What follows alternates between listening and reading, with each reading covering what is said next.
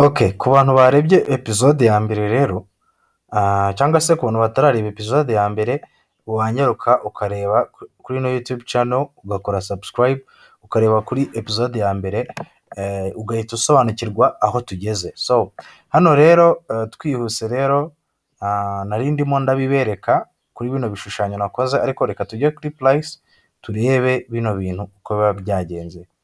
Reka dukuremo izi drawings, noneho tuzuminge turebe. Nkuko nabibabwiye, buri candlestick iba ifite icyo isobanuye mu isoko. So iyi candlestick muri kubona y'umutuku ibihagarariye, so iyi candlestick muri kubona y'umutuku ibihagarariye aba sellers cyangwa se abagurisha migabane mu isoko. So highest point isoko ryagezeho tugendeye kuri no candlestick, katuyimarking, noneho turebe lowest point cyangwa se aho price yamanutse ikagera. Tugiye kureba bino hano ibyabaye uko byagenze, ntago ari ibi gusa, turahita twongeraho n'aho isoko ryafungukiye. Isoko dore aho ryafungukiye, duhite twongeraho n'aho isoko ryacu ryafungiye. Nimba ubireba neza, isoko ryacu aho ryafungiye niho indi candlestick yafungukiye. Hano turi kubasha gusobanukirwa uko biba byagenze. Muranyihanganira, ariko noneho nukurikirana izi episodes zose urazatangira kumenya neza ni iyihe candlestick isobanura imbaraga aba sellers cyangwa se imbaraga aba buyers baba bafite mu isoko.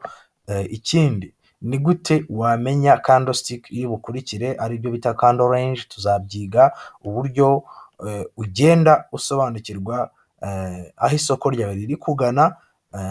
Ni nako du trading, iyo wabashe kumva aho isoko riri kugana niko du trading. Ariko icyambere ni ukubanza gusobanukirwa icyo zino candlestick zimaze mu isoko gahoro gahoro, kugira ngo trading uyinjiremo ubyumve vuba.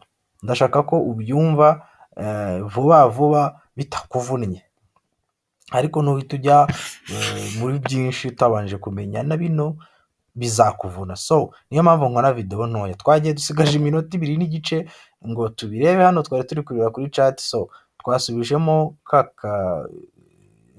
tools yacu itwereka ko byagenze. Isoko hano ryafungukiye, hano rirazamuka, rimaje kuzamuka riramanuka rigera hano kuri lowest point, rirangije rirazamuka.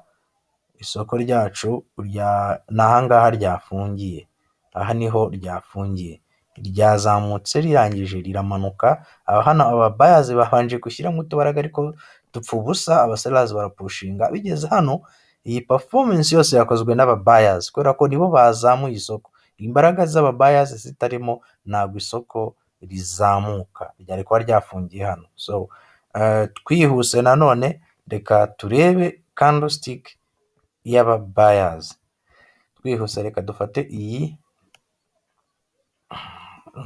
highest point, lowest point. So turi kureba uko biba byagenze, turebe candle open. Mubyibuke ko aba buyers cyangwa se candlestick ihagarariye aba buyers mu isoko, abagura migabane, ifungukira munsi aho candlestick iheruka yafungiye. Twagiye, nimba ureba uko niko biba byagenze. So reka turebe uko byagenze. Isoko ryacu ryafungukiye hano, aba sellers bararipushinga ngo barigeze hasi, ariko bibi by'ubusa. Aba buyers nabo bararipushinga barigeza hejuru. Bamaze kurigeza hejuru, aba sellers barintervena, isoko bararimanura rifungira hano. So nuko biba byagenze kuri no candlestick, nuko biba byagenze kuri iyi candlestick.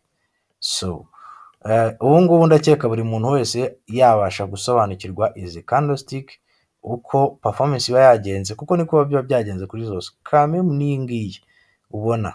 Noneho igisigaye rero tugiye kwiga. Njyewe ntabwo nzabigisha ibintu byinshi cyane ku bintu bya pattern. Umuntu ukeneye kubimenya byigiye imbere, hari igitabo bita Bible Candlestick wagishaka.